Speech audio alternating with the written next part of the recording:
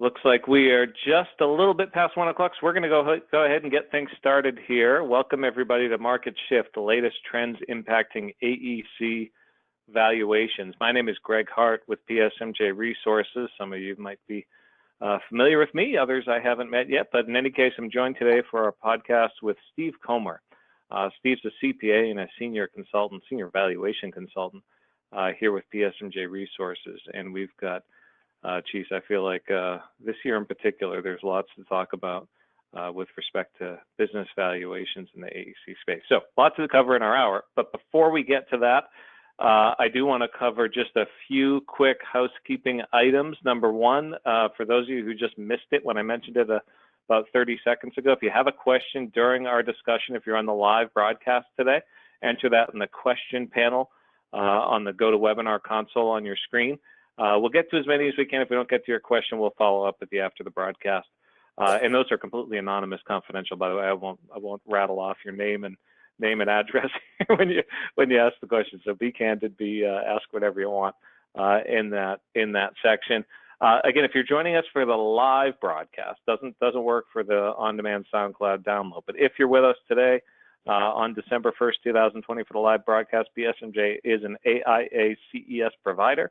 And the podcast has been approved by AIA CES for both AIA members and non-members. By attending the live podcast, you earn 1 learning unit hour or 1 PDH credit.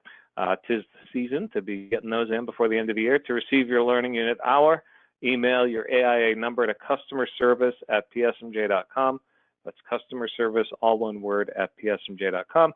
To receive your 1 PDH credit, please submit your certificate that you receive after the podcast to the appropriate board. Please note that not all states and license boards accept these types of credits.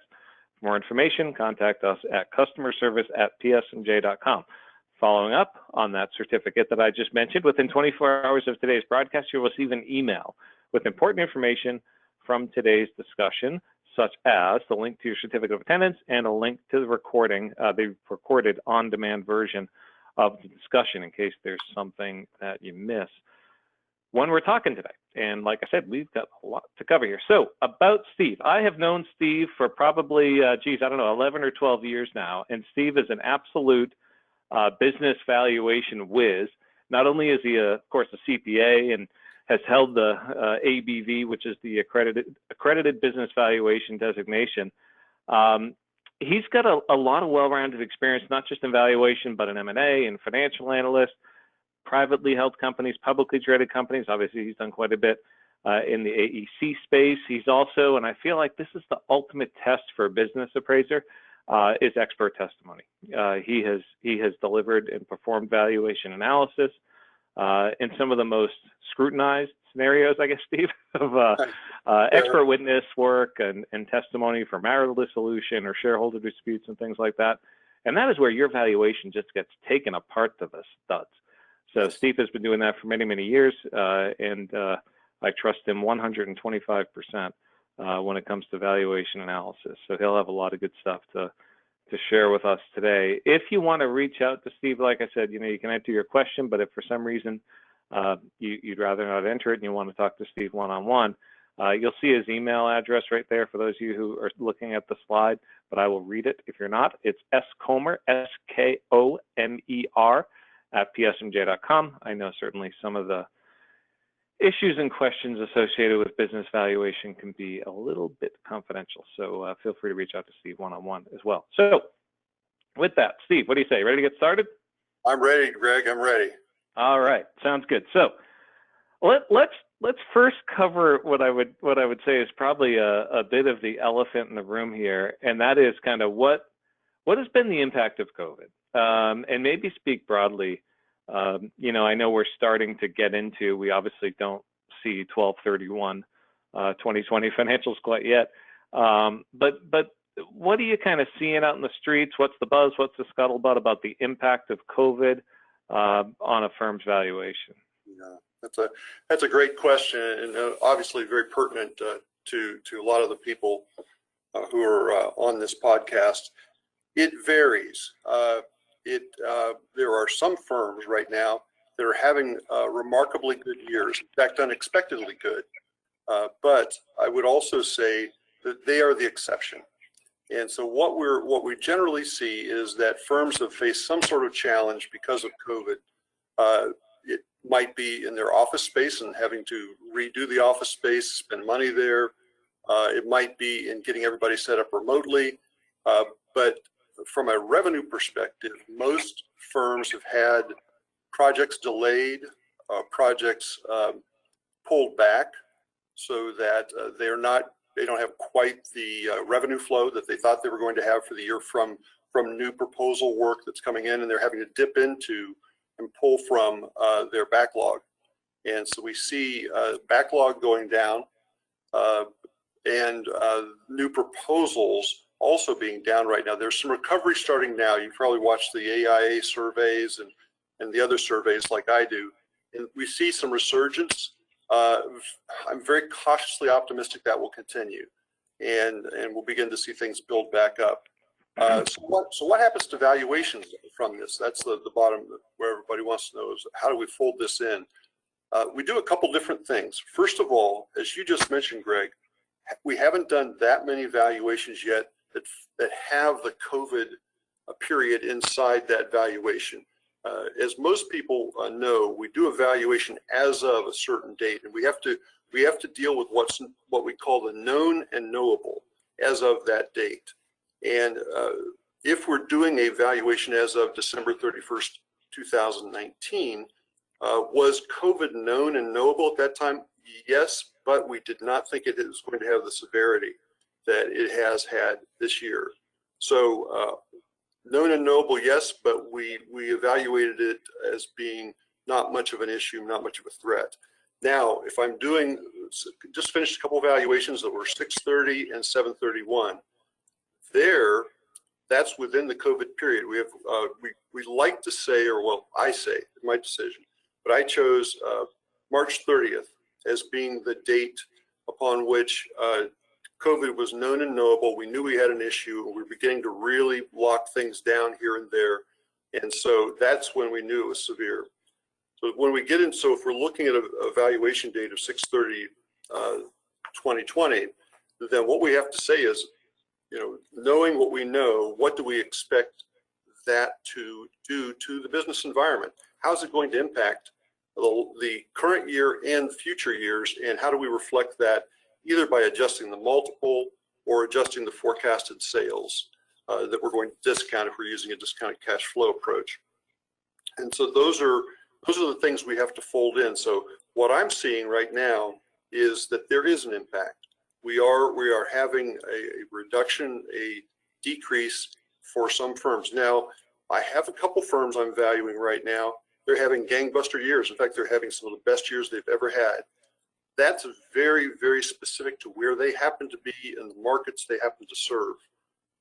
They happen to be in a part of the country that is suffering from COVID, but they're servicing large national customers that have such breadth and such capital resources that COVID, yes, it's a problem, but it's actually driving more business for them. And so they're going to need increased space, et cetera. And so they need engineers to help coordinate the construction of that space and design that space. So those are exceptions. So it varies. What I'm seeing right now, though, is we're going to have some downward dip in the valuations, and we're going to then see that lower profitability for 2020, let's say, and then a recovery in 2021. That lower profitability in 2020 is going to hurt the valuation of that firm for a period of time. That's the reality. The valuation process is empirical, very empirical when it comes to that, and it's very, very much a mathematic exercise. And so you can't get away from that. But the impact of this year will diminish rapidly as we go forward, and using a weighting system as we do for our average earnings, we'll see that impact of this year diminish, as I said, quite rapidly going into the future. Sure. Yeah. It was interesting when we were looking through the questions here that people had submitted beforehand. One of the questions was something I hadn't given a whole lot of thought to, and that is, it possible or acceptable, I guess, to adjust for a dip in COVID revenue? And for those of you who aren't as familiar with the business valuation process, what you're basically doing is saying if revenue or profitability dipped by 10% in a given year, but it was due to something that's sort of non-recurring or extraordinary or not kind of within the normal course of business, you add that back. You know, you get a kind of a credit for that when you're looking at trends in the business performance. And I thought about that, and Steve, I'd like to hear your opinion. I mean, could you adjust for something like this as a non-recurring event? And by the way, I think, you know, what we're seeing in our data is exactly what you said about it's very uneven how this thing is impacting different firms depending on the market, client market, depending on the region, depending on the firm type. So there are some firms that are still having really good years, and some that are, you know, if you're a small architecture firm focused on retail or corporate interiors work, you're probably having a pretty rough year. Anyway, any thoughts on that, Steve, as far as an adjustment for something like a COVID disruption? Yeah, that's an business interruption kind of thing. Yeah, that's a business interruption. Yeah, you could look at it that way. It certainly is kind of like a business interruption would. My initial reaction to that would be that I would think we would not adjust for that. And the reason I'm saying that is we normally, when we think of what we call normalization adjustments, they center around the actions of management that are unusual or one-time in nature. For example, just finishing up a valuation for a company, they made tremendous investments in 2018 and 2019 in their company for software, hardware, and other hard assets. I'll call them hard assets, some of them. And we looked at that and we said, you know, these are things that are going to give them benefit for many years to come, but really ding them because they expensed all these items in those 2 years. And so we added those expenditures back to their income during those years. So those are things that they did, if you will. They were proactive and undertook these courses of action to improve their company. But because of the accounting treatment, rather than capitalizing it and amortizing it over the years, they expensed them out fully in those 2 years. And that suppresses income below what it should be for those years. So we added those back, depreciated those out, or amortized those out depending. And so we then worked on it that way. So that's one way we would look at it. Does that answer the question, Greg? It does, yeah. That makes a lot of sense to me. And without getting too much into the technical financial piece, it would almost seem to me, Steve, as well, that it depends on the purpose of the valuation. You know, we had a client some years ago, and they were considering selling the firm externally, you know, a merger or acquisition, and they had staffed up for a really big project with a really big client that didn't materialize, and that was in the most recent year. So their profit crashed in that year because their labor costs went up through the roof. I mean, in an external sale, it seems like you have a little more wiggle room for the buyer to say, okay, I get it. So that was a one-time thing. We can fix that. We can right-size the staff and get profitability back up. So we're not going to penalize you as hard for that. But in an internal transition, I mean, the capital structure is the capital structure. So you know, you kind of have to look at the purpose of the valuation. It seems yeah, you really do. Having done a lot of M&A work, what you just outlined there, if I were looking at a firm like that, I would be going through and sitting down with management and reviewing if you had not staffed up for this client that didn't happen, what would you have looked like? What would your expenses have been? And I would have done a pro forma on that basis, and then probably used that to project what the value of the firm was. Sure. Let's spin off of the explicit COVID stuff for a minute, and I know this is obviously just going to be focused on U.S. firms for a second here, but humor me, because I think it's something that's impacting a lot of U.S. firms, and that is PPP loans. You know, if the loan is forgiven, if they're carrying that loan on their balance sheet, what's the impact of PPP loans on a company's valuation as they start to get their 1231 financials together here. Yeah, and I've actually worked on several now with PPP loans, and so I've had to think this through very, very thoroughly. And what we end up with, if we let's follow the transaction through, because I think that helps make it clear, is when you get the loan, you get cash, and then you also get a liability. And so when it goes onto your books, you debit an asset, you credit the mortgage loan or the loan payable. And so essentially, we haven't touched equity at all. The equity balance doesn't move.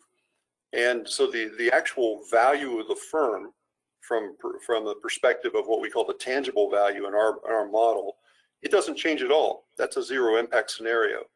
And even as you spend that money to pay for expenses, that you're basically you have cash being credited, expense being debited. If we follow that through, an expense being debited, if there was nothing else, would end up being a debit to retained earnings to get rid of it, and a credit to that expense. So we actually end up in a null scenario, a no influence on value scenario, even as the money is spent. Where things get interesting is when the loan gets forgiven. So if the loan is forgiven, then all of a sudden what happens is we have, I don't want to go through all the accounting entries, but we have an event where essentially we're just saying the liability goes away. You've spent the cash by that point in time, but usually you spent the cash. And so what happens, the liability goes away, but you paid nothing to get rid of that liability. So we take a liability off of the books, and I'm oversimplifying here, and essentially to keep the balance sheet in balance, what we must do then is increase retained earnings. And so we have an extraordinary item that occurs here where we're putting that into, or moving it into the retained earnings. And if we were looking at some sort of disclosure on the income statement, and I'm not going to get into the accounting treatment of this because that's being worked out right now. There's no definitive pronouncements that have come forward yet on how to deal with this, at least not that I'm aware of. I have a hard time keeping up with everything in the world, and I try to keep up with a little bit of the accounting world, but I'm not sure exactly. I haven't seen anything yet coming out of the AICPA or any of the bodies that tell me exactly how they're going to treat this when you have a loan forgiven. A couple competing theories, but I haven't seen a definitive announcement. And so, so what ends up happening is at that point in time when it's forgiven, sorry for that sidebar there. When we have this forgiven, what ends up happening is we have an increase in the equity balance, no change in the asset balance, and a decrease in the liabilities. And so at that point in time, we have just actually, in a sense, recognized a free infusion of cash into the firm, of capital into the firm, let's put it that way, of capital into the firm. And that does increase the value. So when we have that forgiveness of that loan, that does increase the value of the firm. Now, if it's only partially forgiven, only the part that is forgiven is going to be treated as an increase. The remaining balance of the loan would be a normal loan payable that the firm would have to start making payments on. Ah, okay. Hey, let's talk about the inverse of the situation we were just talking about with the impact if there was a dip in revenue and presumably a corresponding dip in profitability associated with COVID. There are firms out there that are experiencing the exact opposite. The profitability is actually up this year because of work from home, reduced labor costs, more productivity from staff in the work from home, work from anywhere model. In some cases, even, we did a survey not that long ago, and I forget the exact number, but a surprising number of AE firms actually cutting back on their physical office footprint. I think it was like a third or something like that as a result of COVID. So what if profits actually up this year because of COVID? How do you deal with that? Does that do they get the benefit of that, or how do you take that apart? Yeah, that's a very interesting question. You give them a benefit of it for this year because it's a real number. They're having the benefit of all the things you just outlined there. Now, the other part of it you have to think about then is we not only look at the present, but we have to do our best with some form of crystal ball, if you will, to look out into the future. And so we have to say, what's the durability, the longevity of these different scenarios? Because a pickup in productivity, that's good. Does that continue out into the future, or is it just the novelness of the situation that makes the productivity go up? We don't really know.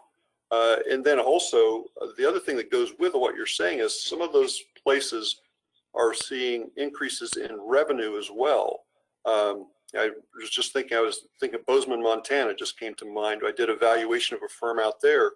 And as you might know, Bozeman is one of the hot spots to move to. A lot of people from California and Portland and Seattle are moving out there, getting tired of the city, and they're moving to Bozeman. That's quite a move. But what they're doing is getting away from it all, working from a remote, remote, and with an exclamation point after it, location. And they, as a result, this firm does a lot of private residences and stuff. And so these are some well-heeled people that are moving to Bozeman. And as they do that, they're having places renovated, built, etc. So they're just doing gangbusters. Now, how long does that trend last? COVID is a phenomenon that we hope we'll be finished with in the next 6 months, maybe, once we get the vaccine out there and it gets properly distributed and everything. Maybe 6 months is optimistic, but in the next 6 to 12 months, we hope to be finished with this. So once that wraps up, that trend to move to remote locations, I don't know, it's an unknown. So what do I do about the crystal ball for the future? Is we give them some benefit, we give them their current increase, but then we have to say, okay, this trend, we're going into COVID, it was an unknown. We didn't know what it would mean.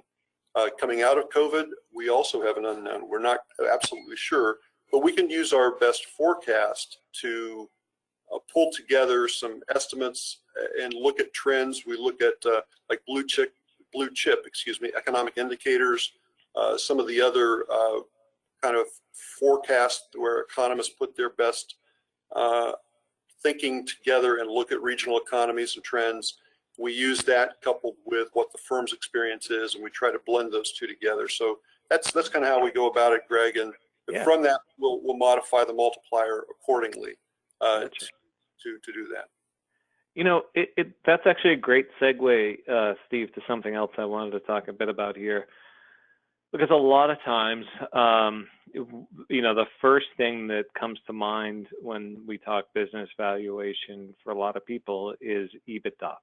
And for those of you not familiar with that, it's the earnings before interest and taxes and depreciation and amortization, essentially an operating profit metric. And in a lot of industries and a lot of places, business valuation is treated as kind of a multiple, or at least, the sort of back of the napkin, what my firm is worth is a multiple of EBITDA.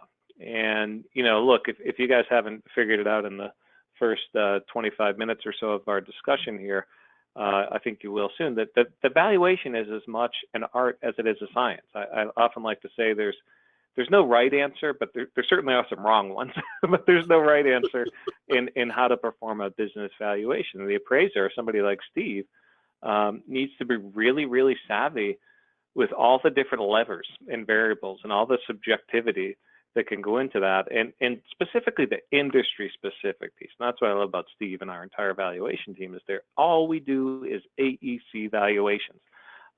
So we know all the little nuances that can help or hurt sometimes for AEC. But in any case, so EBITDA multiple, is a question that comes up a lot. What are firms selling for? And my response to that, Steve, and I'd like to get your opinion as well, is I feel like the multiple of EBITDA is usually, let's just say external sale. Okay, let's just talk M&A. Internal transitions, and we're not going to get into a lot of discussion here on this, but we can follow up if you want to. Internal valuations are always lower than an external sale for a few different reasons. Sometimes 30, 40, 50% lower. So let's just talk external kind of merger and acquisition valuations for a minute. I sort of feel like The typical EBITDA range that you'll see is maybe 4x to 6x, okay? And that's going to depend on, your client concentration risk, your leadership concentration, your ownership transition, all the markets that you're in. Like Steve was saying at the outset, some markets are better than others. But I sort of feel like whenever I get that question about, are multiples going up or down, my response is always, the multiples don't change all that much. It's the factor that you're applying to those multiples that goes up and down. This is a boom-bust industry. I mean, it has good years, it has bad years. But I don't know, Steve, are you seeing anything over the past couple of years that we're sort of trending upward or downward, or the multiple piece is still pretty flat? It moves up and down. Back when I was doing M&A work on engineering firms, I'm trying to remember, let's see, that would have probably been in the early 2000s, so 2000 to 2004, somewhere in there. Then we turned around and we then sold them. But during that period of time, we were right. When we would make our initial offers and we'd set up our LOI, we typically were in the 4 to 5 times range at that point in time. Now, sometimes there were one firm up in Canada that we got into a bidding war with another company over, and we ended up paying 6 times for that one. And that was, of course, much to the benefit of the owners. And that ended up being an excellent purchase, but financially we got hurt a little bit on that one from a return perspective. But it was worth long-term having it because we were acting as a consolidator, and that was one of our key purchases in that particular piece of geography. So you could say there was some synergistic value to that firm. So that hits on one of the points I wanted to bring up, Greg, is that we have to look at, we talk about multiples. A multiple is not just a plain vanilla. There are different flavors even to the EBITDA multiple, depending on whether you're dealing with a small firm that's in a remote piece of geography. You might be down into the 3 or 4 times over there. Now, if you get into a firm that's in a hot area, say they're out in LA, and they're hitting some niches like maybe the hospital market and doing operating rooms and surgical rooms, things like that, and have got a ton of good quality engineers in there. The reason I mention that is as my parents used to say, they're scarce as hen's teeth. So it's hard to find good engineers right now, and so those would be some of the things that would drive the multiple in that scenario up into the 5 or 6 range, perhaps. Sure. And so so you end up with that sort of thing. And so that actually also, the other plus to that firm was it was a very good sized firm. At this point I'm thinking of was right around 100 people. And so it was a rather large engineering firm. So those types of things drive multiples up. The other thing too, Steve, that I hear people get hung up on a lot is, the multiple is just, one of the questions somebody submitted here, do sellers always want all cash deals? The multiple is very much a function also of the transaction structure. There was somebody in my early years in the industry in M&A said, hey, you name the price and I'll name the terms.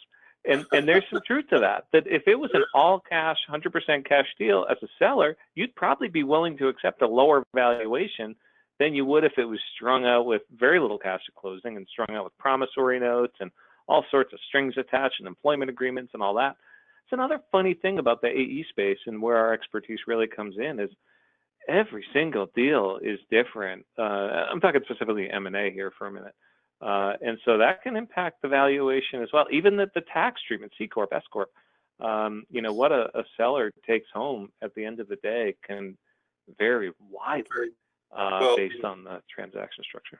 Sure can. Yeah, you've hit on all the key points there, Greg, and I'll just reemphasize. When you get into M&A structures, think of if you are a seller, you have to look at the cash you're going to receive using a present value perspective. And so if you're going to get, say, 30% cash up front, and then you're going to get another 30% for over the next couple of years, or it might be strung out over 5 years. A lot depends on the buyer, the perceived risk of your firm. If your firm is buttoned down tight and you've got some great customers that you have great longevity, good staff, and everything's buttoned up really well, chances are you can get your money quicker. There's a quality issue that gets in there too. But if there's a perceived risk with your firm and the future revenues are not as certain in the eyes of the buyer, they're going to stretch the terms out, and they're going to want to mitigate that risk to some perspective, to some extent.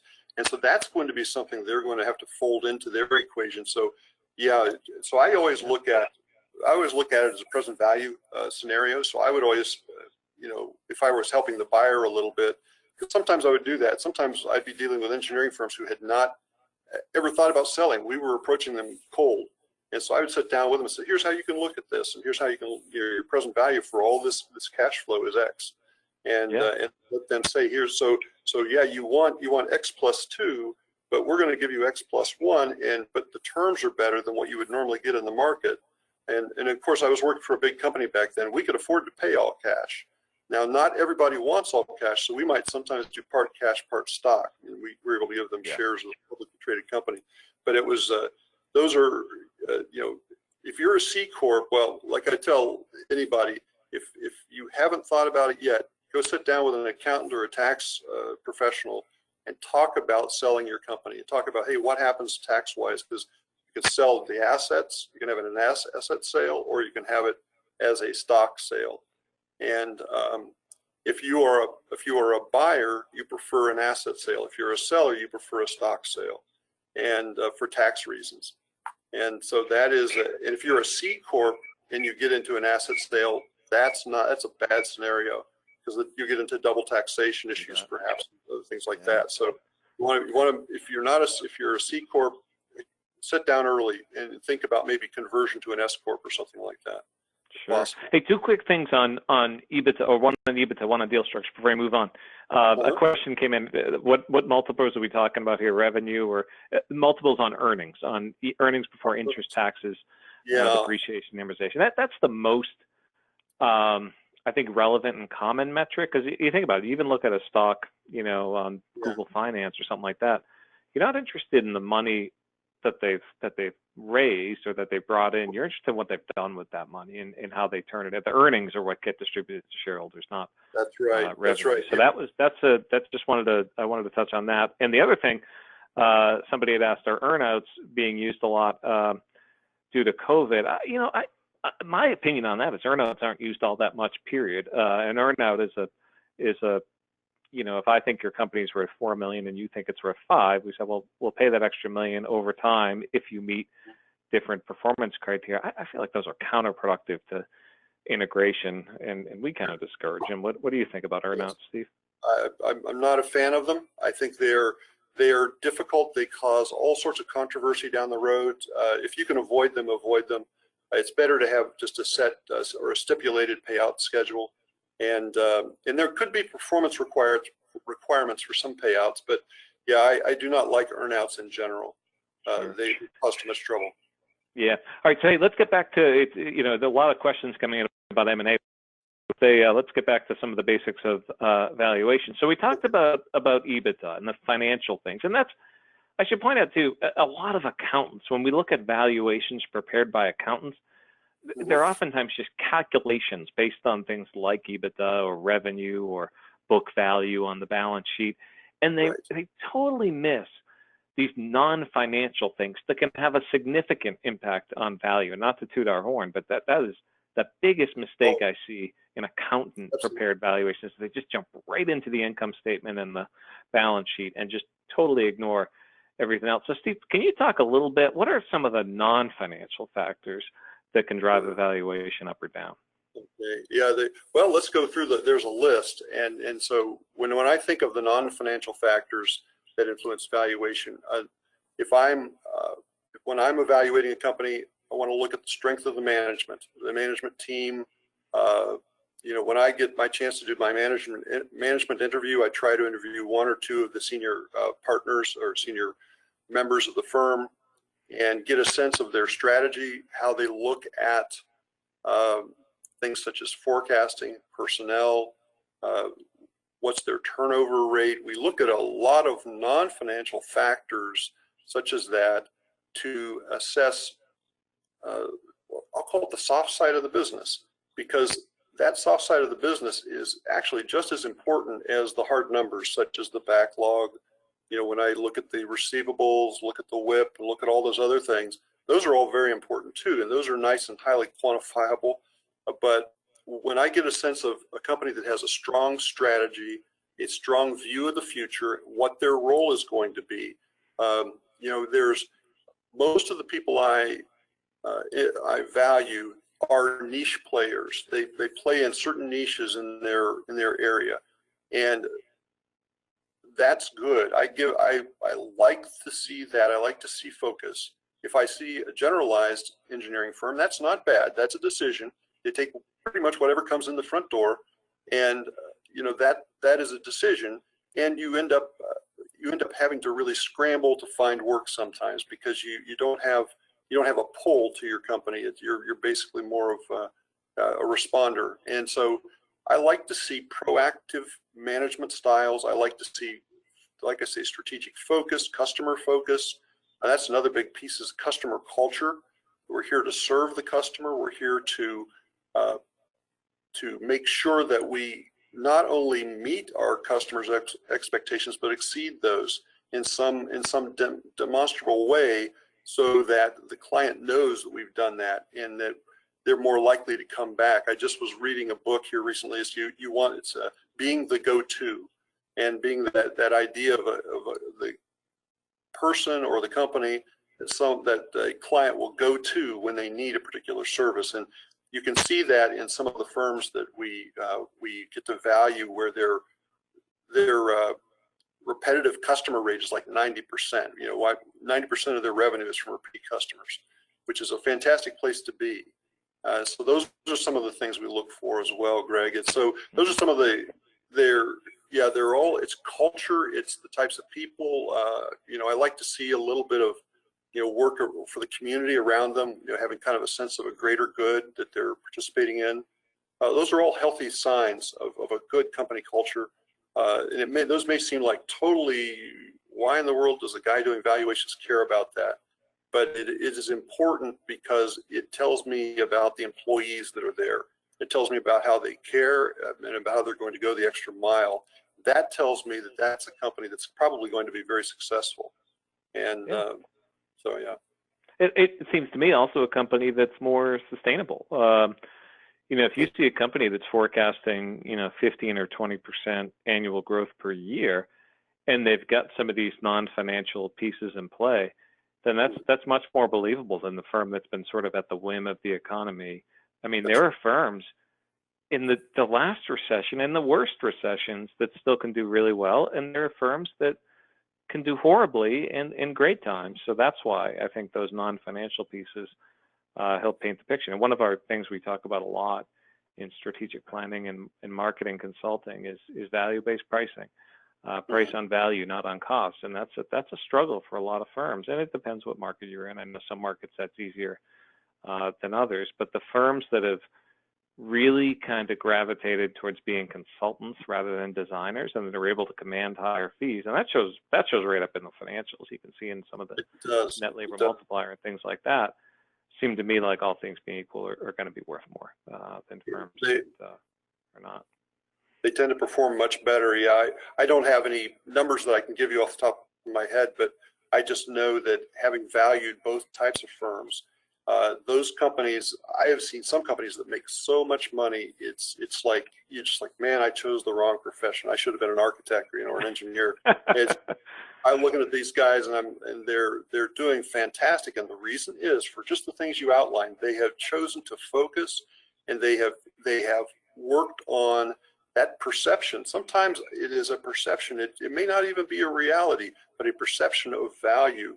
And they create that with their clients.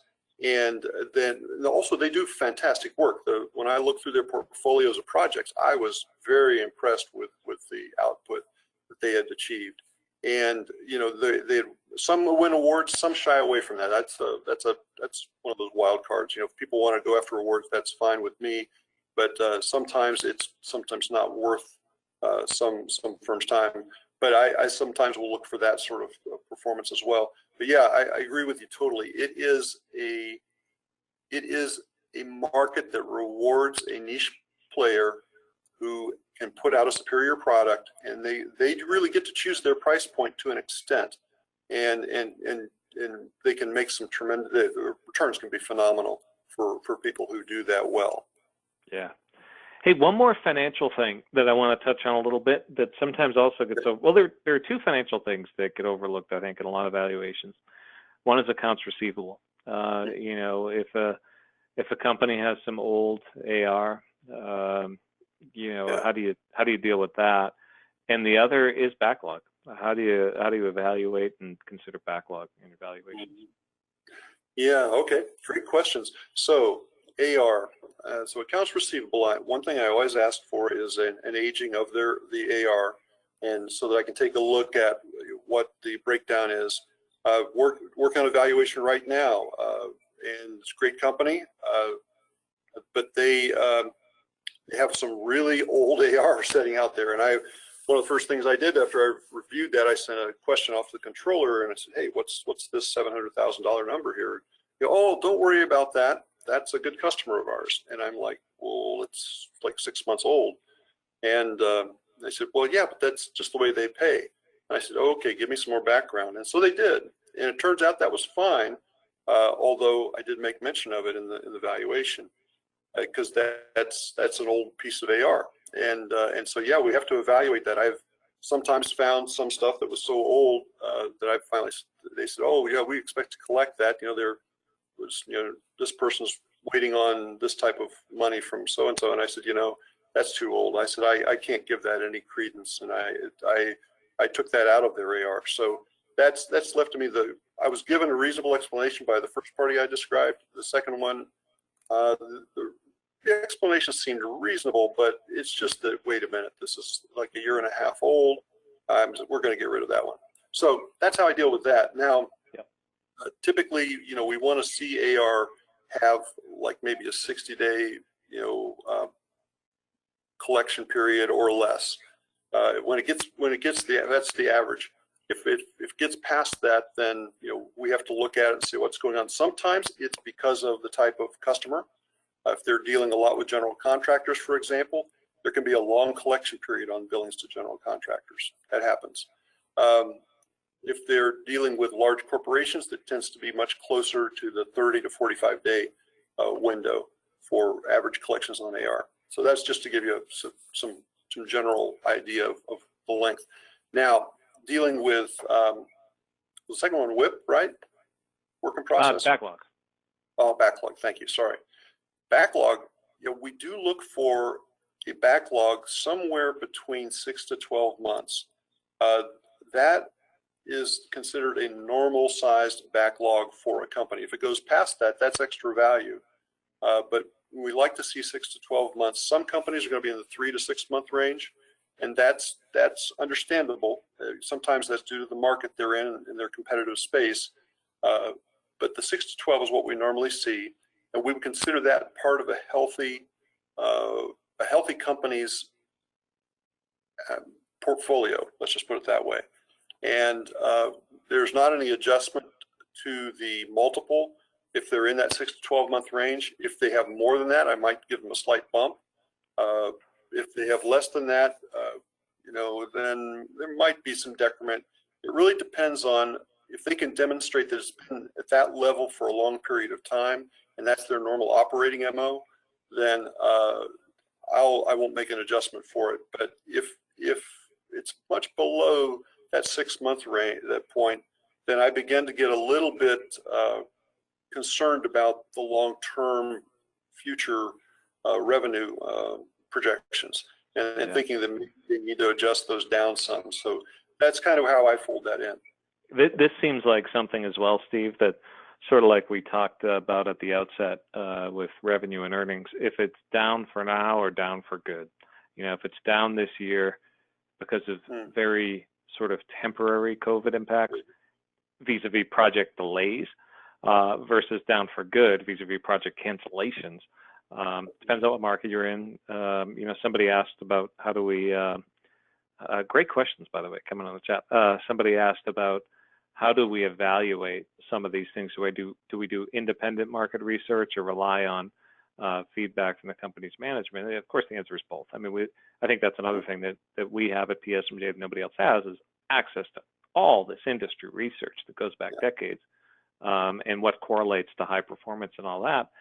And this is absolutely one of those things where, we're going to look at our quarterly market forecast data and what markets you're in and where proposal activity is up. And if your backlog is down, but your direct competitors are not seeing that impact, then we've got to dig deeper into that. If it's down, but all sense is that anecdotally projects will be coming back online in 2021 or whenever, then it gets handled accordingly. The art versus the science. Once again, hey Steve, not a ton of time left here, but I did want to get your thoughts, because we've talked more about M&A related valuations. And by the way, I think we're going to have to do another one of these just on M&A, because there are a ton of questions about M&A. But look for that in December. We're going to do that in December on some sort of facet of M&A here. But in any case, valuation formulas, very, very common for internal ownership transition. Baked right into their buy-sell agreement. Revenue times X, earnings times Y, book value plus Z, you name it. What are your thoughts on valuation formulas? Yeah, I've encountered tons of them, and so generally I find most valuation formulas that I've seen in buy-sell agreements or stockholders agreements that they tend to be too limited. They'll focus primarily on one small aspect of the company. Typically, they undervalue the firm, is what I've found. And so what I've always proposed is, we have our proprietary formula that we use at PSMJ, and I propose usually that they use that or something similar to it, where we look both at the balance sheet and what the equity value is, which we call that the tangible value of the company, and then we look at the intangible piece. If you look just at revenue is has a very poor correlation to value. When we look at the R value, you remember the old the correlation, the R squared, and all those, the correlation coefficient, we used to call that. And so when we look at that, that's very poor for that. EBITDA actually has probably the strongest R squared. It's probably usually right around 60 to 70%, something like that, which is statistically very significant.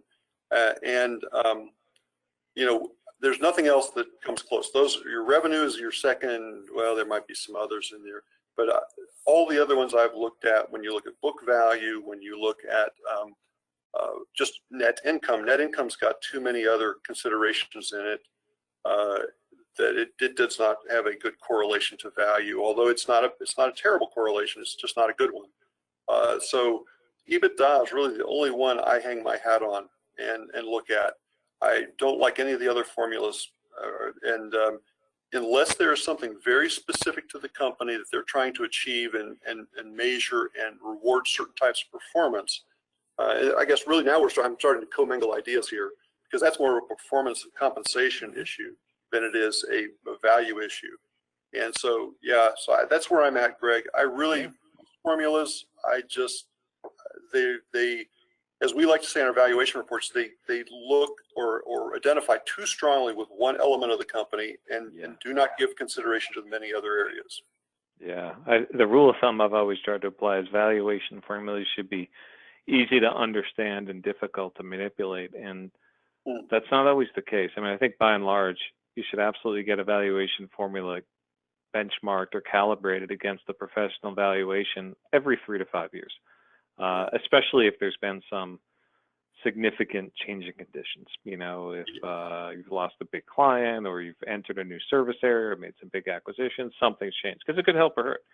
I did a big company over in Australia, for example, just recently, and they had undervalued their shares, and they'd let some partners in with that value. And so now when I came back and I valued the company for them again, they said, "Oh my, we let these partners in at a lower value." And I said, "Well, you didn't know. It was the best you had at the time, but yet that's just one of the mistakes that can be made." Yeah, and keep in mind, I mean, just about everything we've talked about in the past 50 minutes has underscored that there's a lot of subjectivity in business valuation, and a formula incorporates absolutely none of that. You know, a formula is just going to spit out a value based on a single or a series. And a lot of times, you know, a common mistake that I've seen over the years is if you have a formula that's just based on 1 year versus some sort of blended average of multiple years, man, you're going to fall right into a lot of the stuff, the traps that we've talked about here for if you've had a dip this year or if profitability has been unusually high this year. Volatility is your enemy in privately held business valuation. You don't want a single year swinging values up or down. That's going to wreak havoc on your internal transition. Sorry. The volatility is a fact of life.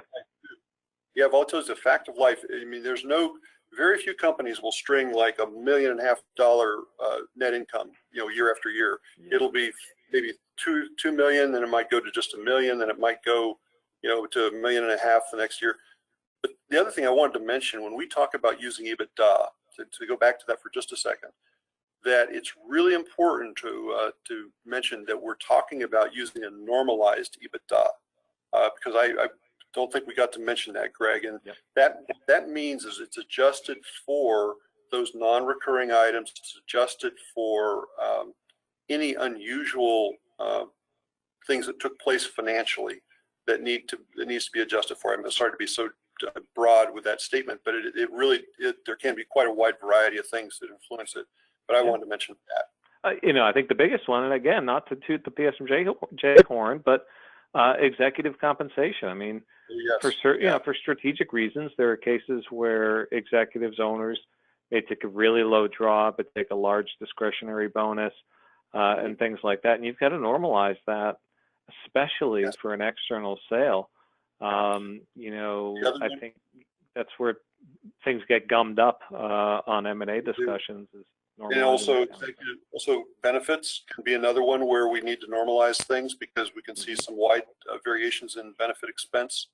And and the other thing I was going to mention as well, and this is going to sound a little funny, but you get into things such as the luxury suite over at the baseball stadium, luxury car rental or lease, boats, all those types of things. I've adjusted for quite a wide variety of things in my career, and it's just amazing. You think you've seen it all until you go to value a firm and you do the visit, and the guy's got a Maserati parked out front, or an airplane. but I think it's you know, that kind of stuff that non-operating expenses, you know, and candidly non-operating income too. I mean, if there's rental income, you know, we were talking on one of our calls this morning that it's very common for small civil engineering firms to be the owners in particular to be involved in kind of real estate development, and when those start getting commingled, that's kind of tricky. You just have to break it apart to get an honest valuation. Make sure they're charging a market rate for the rental. You know, if they own the building they're in, you have to do a market test on that to make sure it's right. Yeah. Sure. Hey, one last thing, you know, that we're getting several questions on that I want to touch on a little bit. You know, depending on the study you look at, on 10-15% of the firms that are out there in the industry are ESOPs, employee stock ownership plans, who need to get a valuation every single year statutorily. Can you talk a little bit about ESOP valuations? What makes those unique, and how you handle those? Yeah, there are some of the things that are different about ESOPs. One of the big ones is, you know, we just talked about executive compensation adjustments. We do not do that for an ESOP valuation. Statutorily, the ERISA rules tell us that that is not to be adjusted. Other than that, we typically will perform many of the same adjustments, or in fact, almost all of the same adjustments. And then we will look at and have some requirements where we have to look at the buyback liability that the company has, and whether there is the wherewithal within the plan to be able to make that buyback. If everybody says, I want my shares purchased back at the same time, what percentage of the employees can they satisfy, you know, in terms of the share purchases? So there are a variety of other tests like that, Greg, without going into too much detail, but those are some of the things we look at. And the report is just a little bit more lengthy. We do also look at what we call the ESOP purchase option and review the price that the company, if the ESOP wanted to, was to be purchased by an outside entity, what that would be. Yeah, so there's a variety of other things we put into the reports and we look at. How long, one of the questions, what's the average time to do a valuation for a smaller AEC firm? Yeah, in an ideal world, we'd get it done probably in 6 to 8 weeks. I typically seem to be running somewhere between right around 8 to 12 weeks on most of mine. So it's 2 to 3 months to get most of mine. That's I'm just running some really complex ones right now that are taking me a bit longer. But yeah, typically, if most of them I can get out in a few months. That's and that includes, I mean, there's the information gathering phase where we ask for a whole bunch of information, and sometimes there's questions on that and back and forth on that that you gotta go over. Also, okay, so there's I was going to say there's a draft report also. So we just to go real quickly over it is we then go a draft report, pull that together, send that to the client, give them a week to review that, and then we get questions back from them, and then we put together a final. So yeah, there are several iterations in there where the clients, and I'm peppering them with questions the whole time. Yeah. So sometimes there's assumptions that we've got to kind of confirm or validate and things like that you've got to figure out. And I always like to think that that's not an opportunity to sort of rewrite the value, but there are times where it's sort of like we made assumption X and it turns out we were being a little too conservative or a little too liberal on it, and we need to revisit it. But in any case, that is kind of the soup that it's time for. Okay, so we have just about gone through an hour here, which is great, and I feel like there's so many more questions that are coming in. So like I said, I do want to plan on maybe late December, maybe that week between Christmas and New Year's. Maybe we'll get Carl Wohler is our M&A kind of guru, get him on here, and we'll do a podcast just about trends in merger and acquisition. But in the meantime, if you submitted a question and we didn't have a chance to get to it, I'll make sure we respond to you via email. We'll do an export of all the questions and go through them.